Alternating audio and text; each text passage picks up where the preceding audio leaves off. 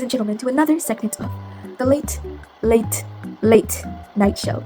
As we all know, today we have a special guest, the actual, real life, definitely not from Timu, Ida B. Wells. That's right, folks, we have the founder of the NAACP and fiery journalist right here. So, Ida, tell us about your work.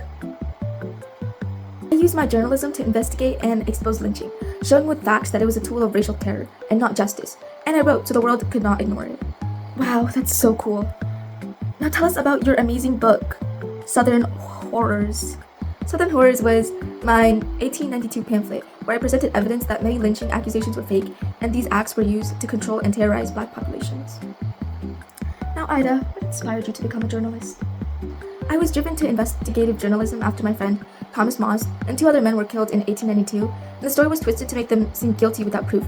So I began digging into facts and writing to show that these claims were often used as excuses for violence. And how was your early life like, Ida? Well, I was born in Mississippi during the Civil War, and I grew up in a family that valued education. But my parents died from an illness when I was a teenager, so I had to become a teacher to support my siblings. And are there any other causes that you support? Well, yeah, I've always cared about women's rights, especially for women of color who are often excluded from the suffrage movements. And I co-founded the National Association of Colored Women and helped establish the Alpha Suffrage Club in Japan. Well, you know, I'm a feminist myself. I've always cared about women's rights as well, and I also love matcha and love boo-boos. Yeah, I'm also 6'2", by the way, and I'm also ripped. And now let's welcome our second guest, Booker T. Washington. So Booker, tell us, how was your childhood like?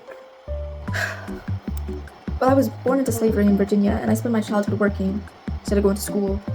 And after the emancipation, I worked in mines, but I was determined to learn, so I walked long distances just for an education. And what do you do now? Well, I run the Tuskegee Institute in Alabama, teaching black students trades, agricultural skills, and practical education so they can support themselves in their community. And I also advise leaders on how education can uplift us. Well, that's nice. So I just wanted to ask your opinion. Do you agree with Ida and her ideals, per se? No, I think the best way to help our people is by learning skills and getting an education, so we can get rich enough to build strong communities. Right, that's all there is for today, folks. I hope you enjoyed this segment, and please keep watching and supporting our show, and please donate money because